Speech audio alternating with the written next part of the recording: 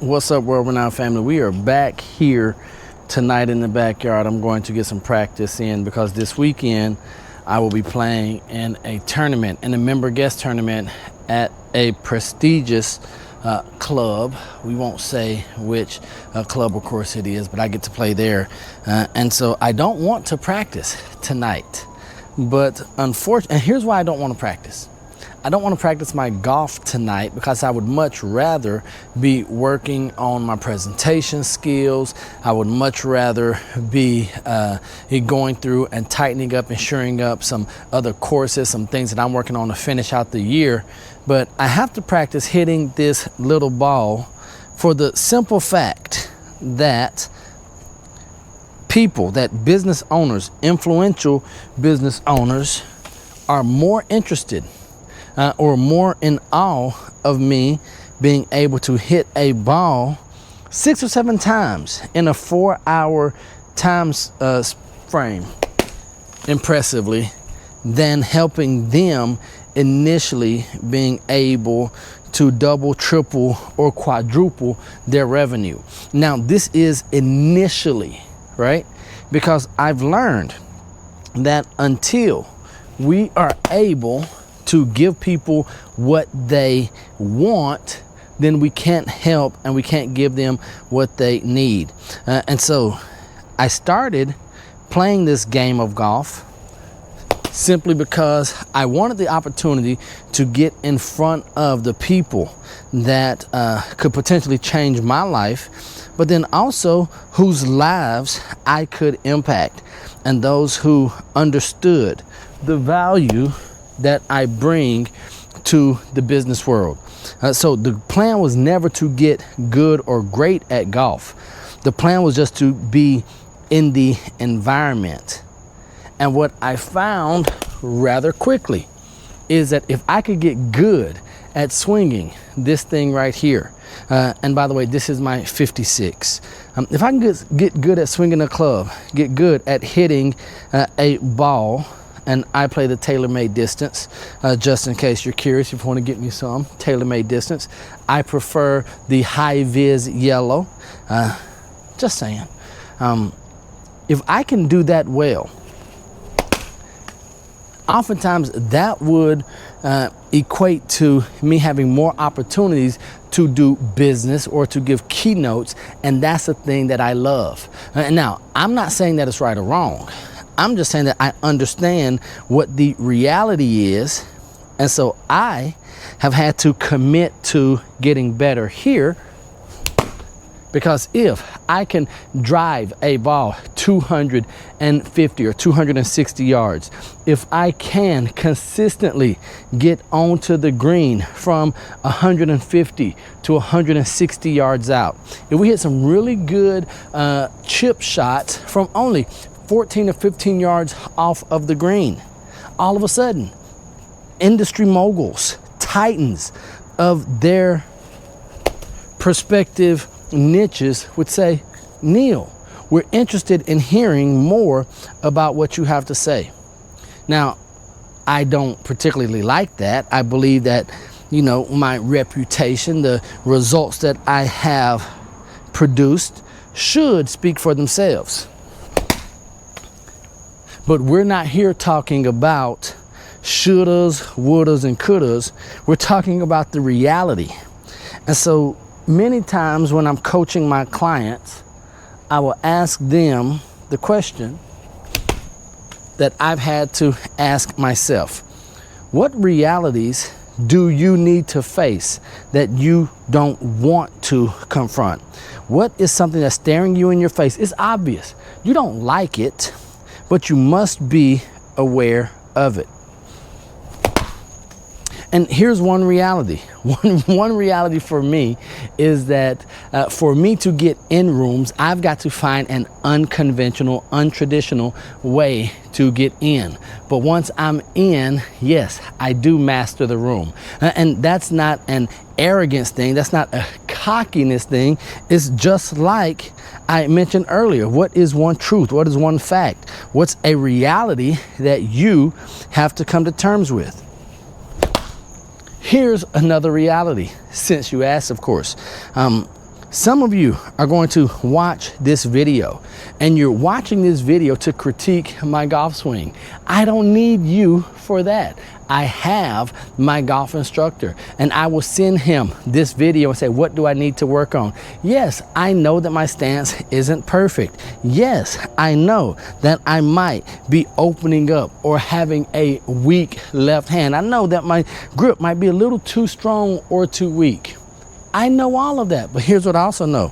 I know that I'm doing the thing while others are critiquing someone who is actually doing the thing.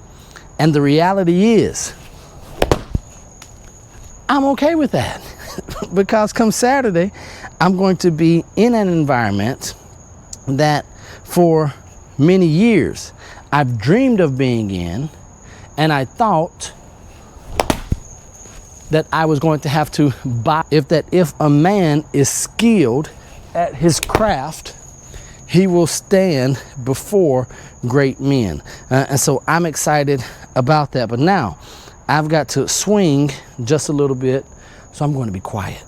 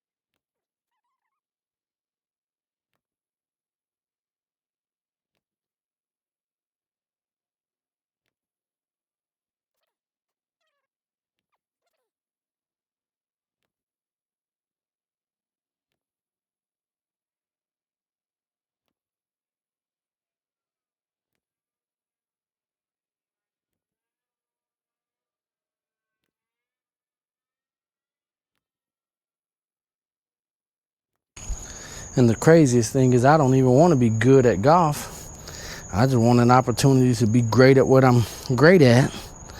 But in order to be perceived as being great or have an opportunity to show my greatness, I've got to come outside my box.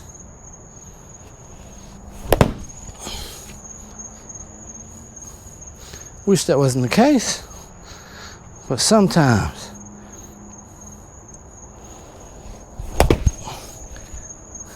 as they say, first you do your best, then you do what's necessary.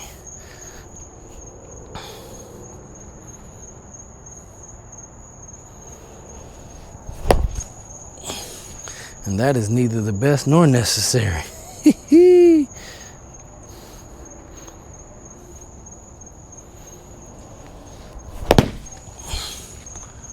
Gotta get it done.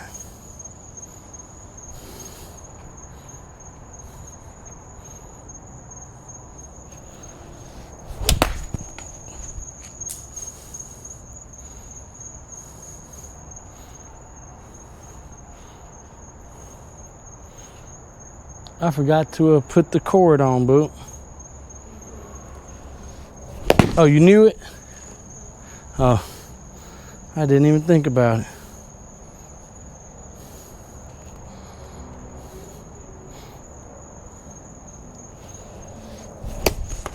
Boing, and it's sitting on top.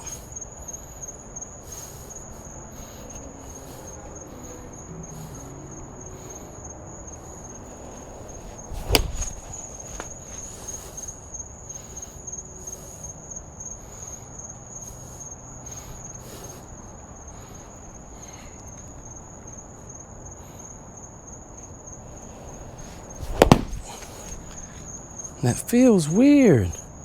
Larry would say, I don't care how it feels. What's the result?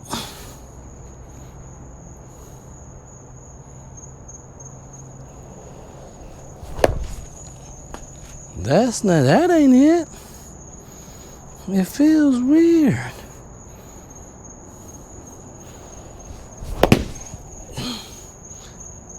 I got to get my chest forward.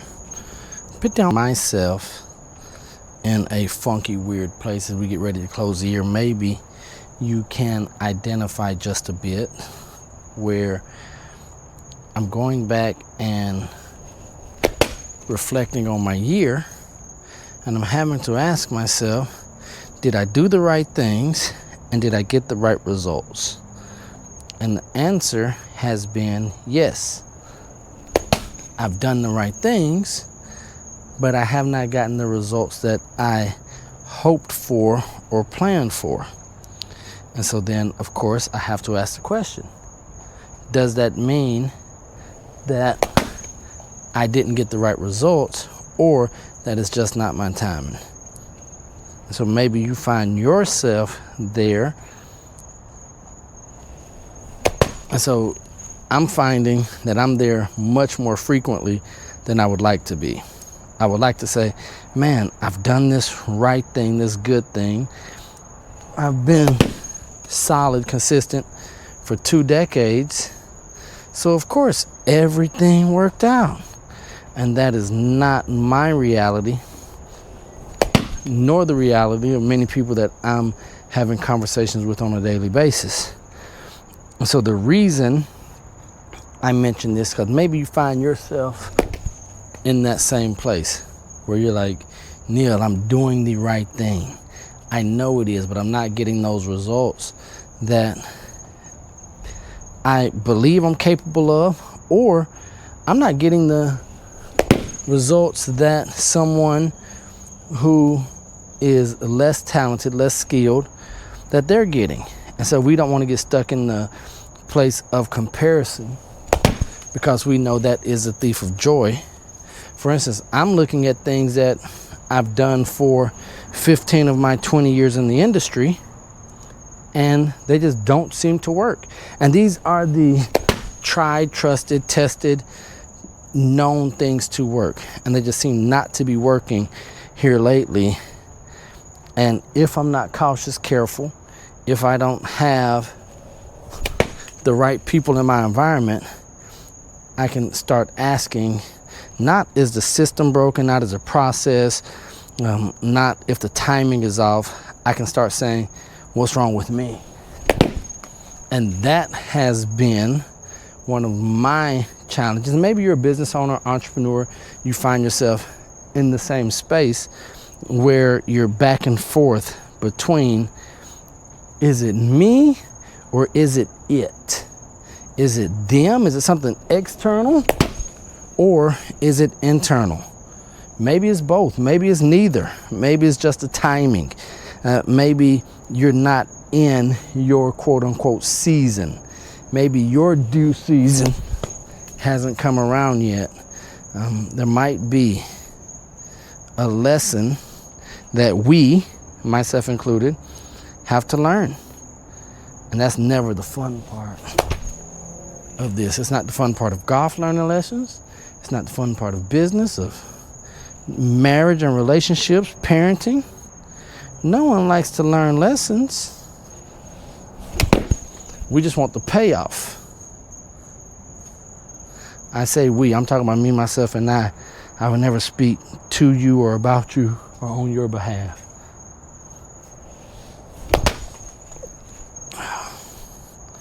And this is the cruddy part of the game of life, is when things are going wrong after just having things go right,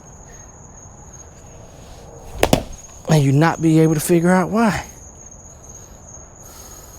Like, I just did the swing 30 times right 10 minutes ago.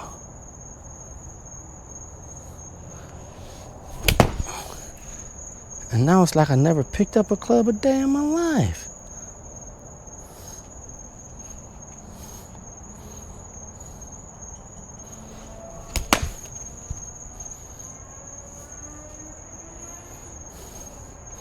Then the question becomes, do you focus to get better? Or do you just try to get through the rest of your bucket or bag to say that you did it? Two schools of thought there.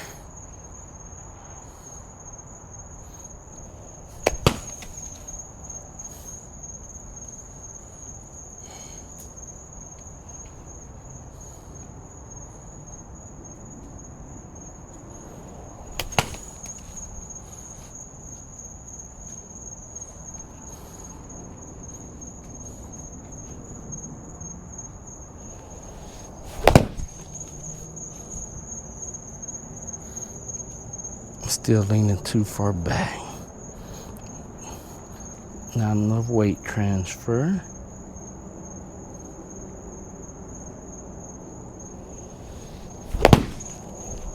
Boom. There we go.